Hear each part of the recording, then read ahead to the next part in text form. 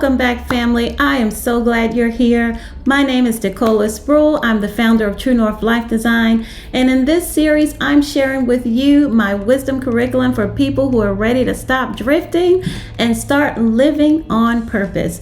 For those of you who are trying to close the gap between the life you're living and the life you know you were built for, you are in the right place. If this is your first time here, after completing this video, I invite you to go back and start from lesson 1. We're building a complete wisdom system together, and every lesson is a brick in that foundation. You're going to want all of it.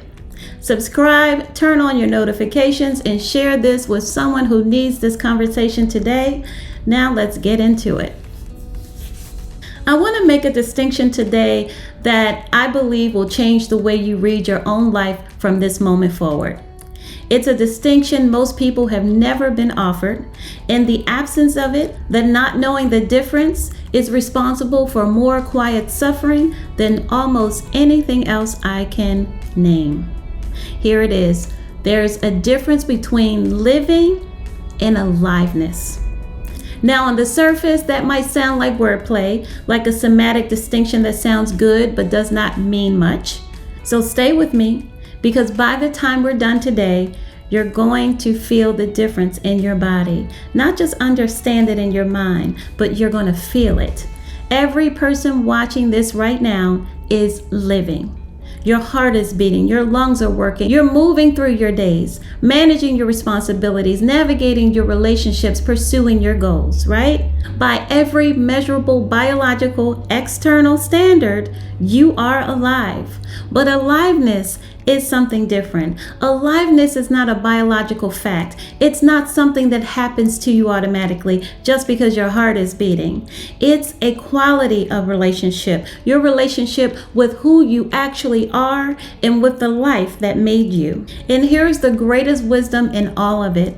You can be functioning perfectly on the outside while something essentially is going quietly extinct on the inside. That is living, but it is not aliveness. And somewhere in you, you already know the difference. You've always known. Let me paint you a picture. Someone wakes up in the morning and the first feeling, before gratitude, before intention, before anything, is kind of a weight. Not depression exactly, not crisis, just weight. The low, familiar heaviness of another day that looks exactly like the one before it. They move through their morning routine. They do what is required. They show up where they're supposed to show up. They meet the obligations, manage the relationships, perform the role, and they do it well. From the outside, they look capable, competent, even successful. But on the inside, something is running on empty. Not because they're ungrateful, not because their life is bad, but because they've been living from the outside in, performing the life rather than inhabiting the life. And performing, even when you're good at it, costs something that rest alone cannot replenish. Does any of this feel familiar? Because if it does, I want you to understand that what you're experiencing is what happens when a human being has been disconnected from their own aliveness. For long enough, that disconnection starts to feel normal, and normal is not the same as natural. So what does aliveness actually feel like?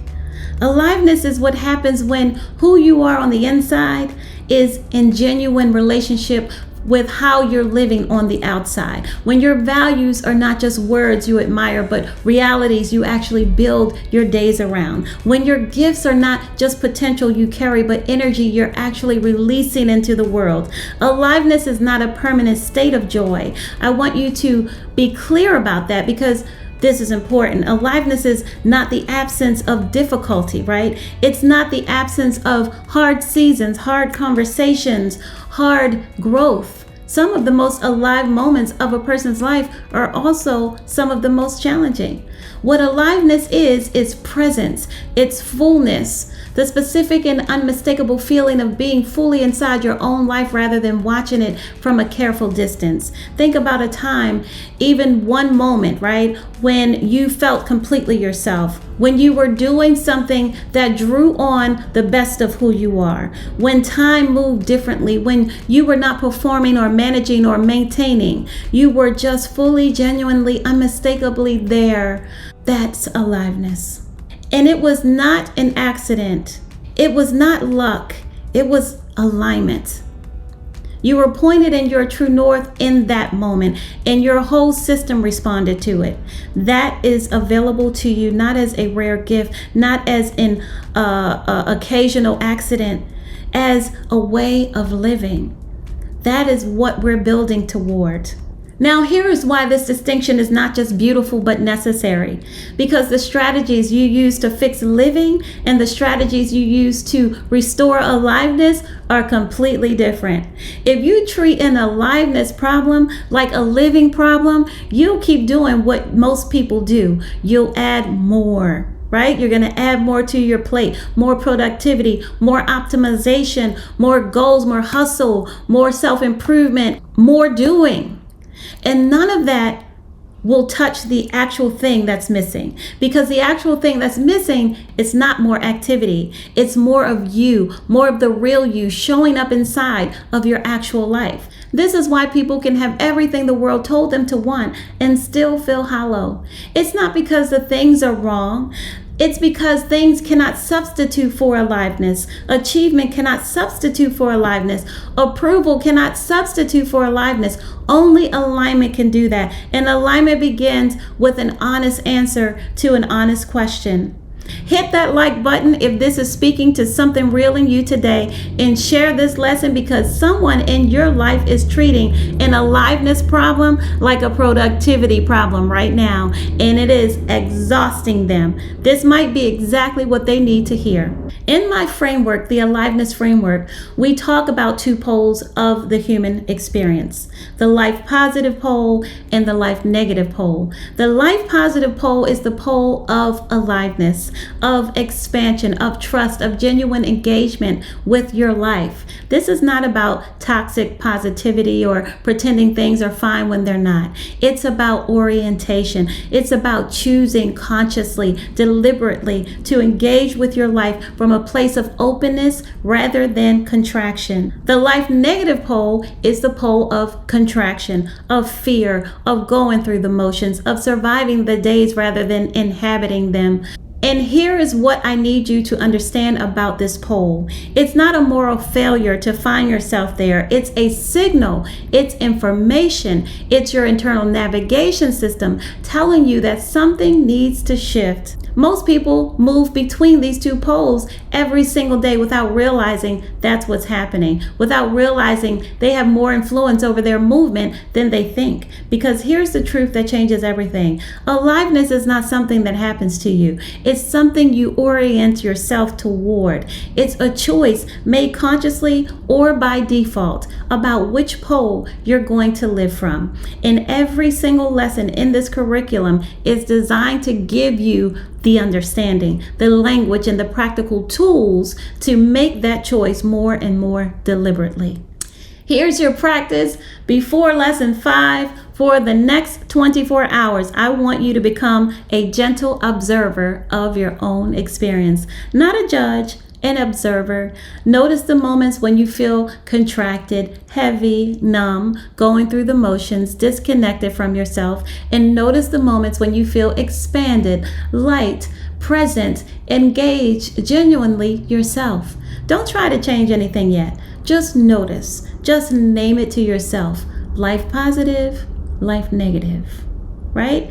Alive or going through the motions. Because awareness is always the first move. You cannot navigate towards something you have not yet learned to see, and you're learning to see it right now. Here's what I want to leave you with today. The fact that you can feel the difference. The fact that you know what aliveness is, even if you have not been living in it, is not a source of pain. It's a source of power.